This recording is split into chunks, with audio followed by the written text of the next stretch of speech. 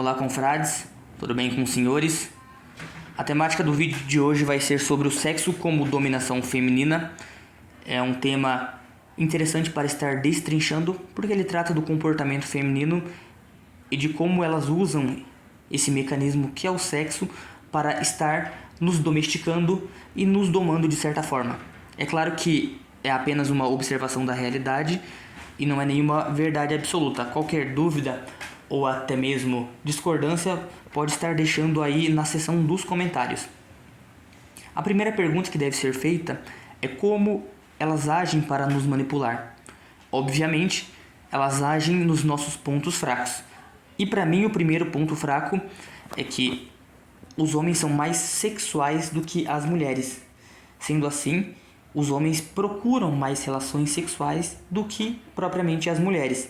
Como diz Nessan Alita, as mulheres preferem estar no shopping fazendo compras, passeando, do que ter relações sexuais, diferente do homem, que prefere muito mais ter relações sexuais do que justamente ficar perdendo tempo e dinheiro no shopping.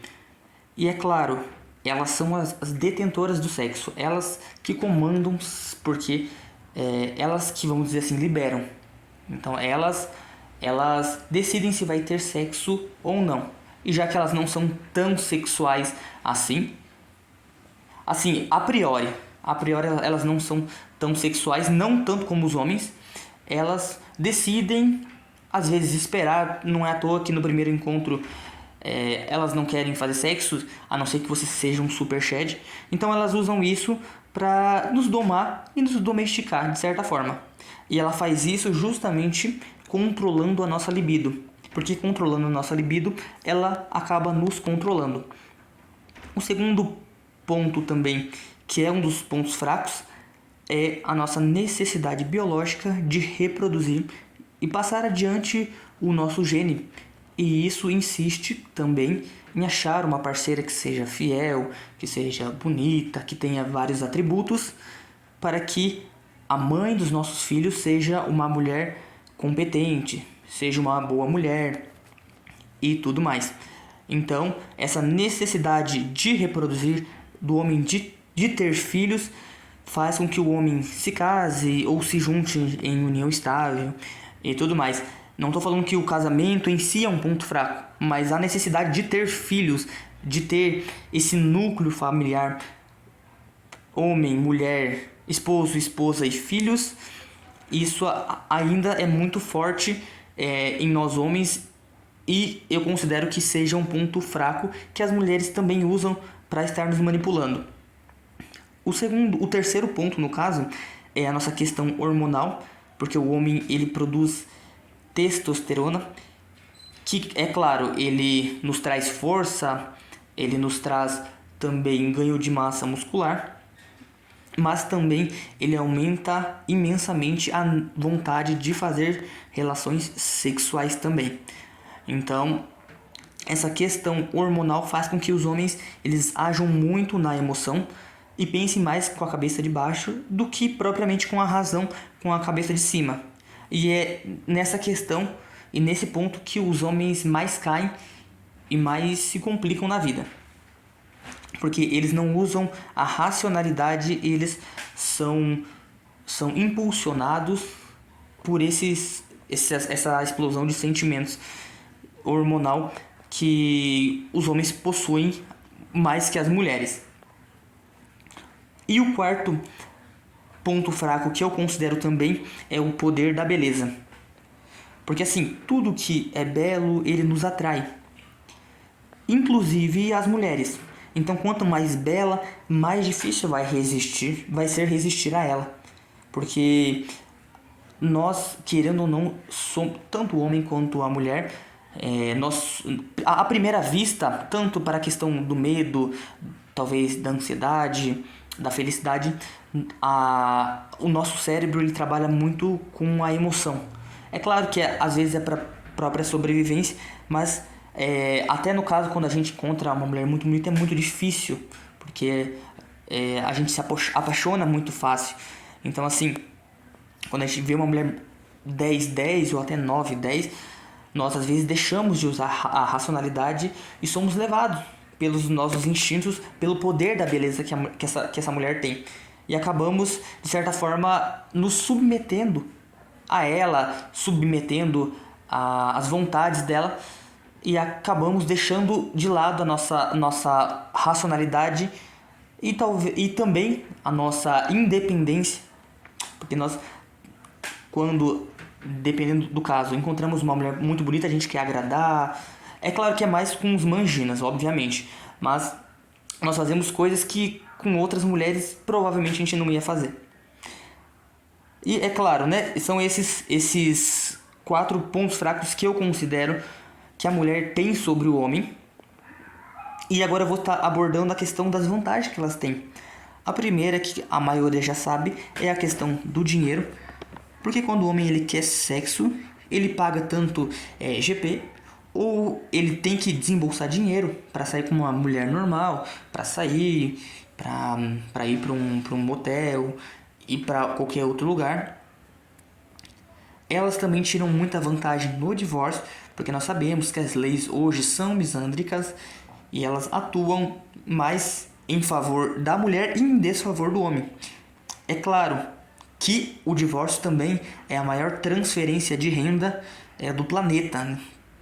Homens ricos, bilionários, perdem muito dinheiro com essa questão do divórcio, como é o caso ali do Jeff Bezos, o criador lá da Amazon e tudo mais, que ele teve que repartir grande parte do seu patrimônio com sua ex-mulher. Ou até mesmo a questão da pensão, a pensão que tem que dar para os filhos depois do divórcio e tudo mais, pensão socioafetiva e as outras pensões também que provavelmente existem. É claro que o dinheiro de todos eles é o maior, mas também tem a questão dos benefícios, porque dependendo do homem, se ele for mangina, é mais comum, ele vai dar joias, roupas, comida, vão sair para restaurantes chiques e tudo mais, até mesmo viagens, carros, imóveis. Tem gente que faz isso, é inacreditável, mas sim. Então elas ganham muitos benefícios com isso. Obviamente, tudo dependendo do homem. Do homem, a maioria aqui é homem mangina, que faz tudo pela mulher, depois a mulher acaba virando as costas e saindo com um shed aí que ela encontra, que às vezes nem é tão rico. E o terceiro, como eu falei, dinheiro, benefício, e o terceiro, status e fama. É claro, se for um cara bonito ou se for um cara destacado, ela poderá fazer ele de escada social, como foi o caso ali da Luísa Sonza, que todo mundo sabe que ela usou o Whindersson para se promover, porque ele não é nenhum cara bonito, ele é apenas um cara rico. Então, elas usam também dessa vantagem que é o status ou até mesmo a fama. Se é um cara bonito, ela vai estar se destacando porque ela está com um cara bonito e ela mostra para as outras mulheres que ela está com um cara bonito. E se o cara é um cara destacado, ela mostra também para as outras mulheres que ela está com um cara bem sucedido, um cara que tem dinheiro. E ela faz isso também, como foi o caso, como eu falei aqui da Luísa Sonza, para se promover. Porque ninguém conhecia a Luísa Sonza antes do Whindersson.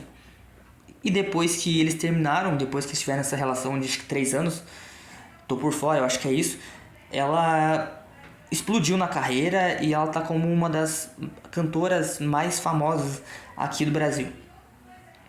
Certo, mas agora vamos falar da parte mais prática. As vantagens, quais são as vantagens que elas possuem, eu já acabei de falar, mas assim, como não ser dominado por elas, né? O primeiro ponto que eu acho interessante é, primeiramente, não se envolver. Eu acho que talvez esse é a melhor forma de não ser dominado. Se você não se envolver, você não vai ter esse perigo de ser dominado por elas. Porque assim, se você não brincar com fogo, você provavelmente não vai se queimar.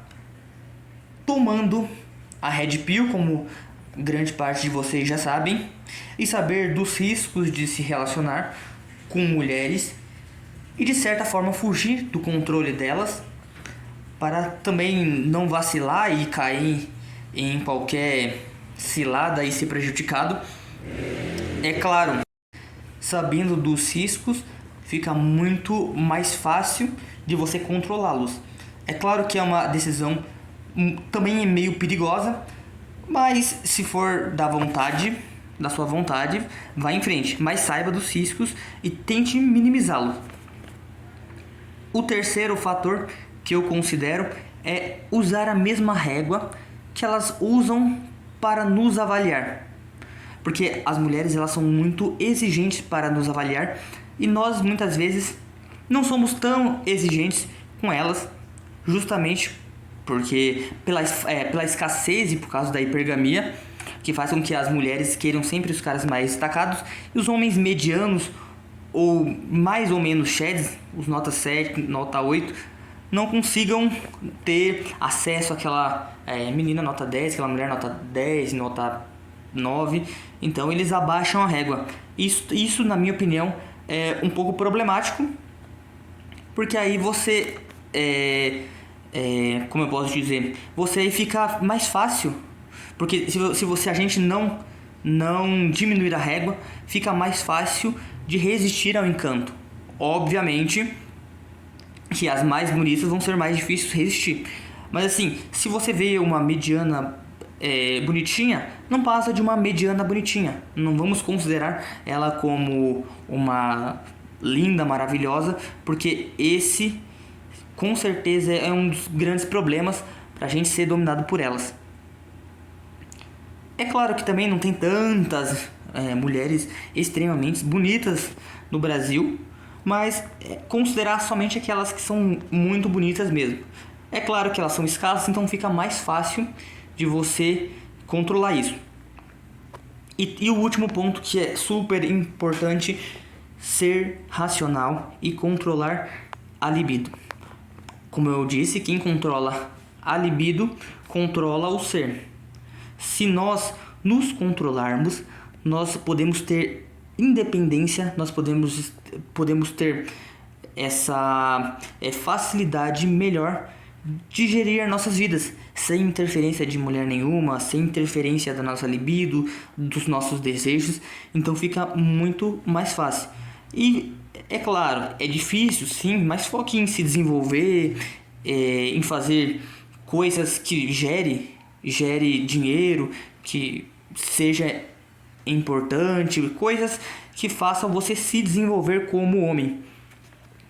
E é claro, não se distraia do seu objetivo. O seu objetivo é se desenvolver, o seu objetivo é melhorar cada dia e não pare com isso.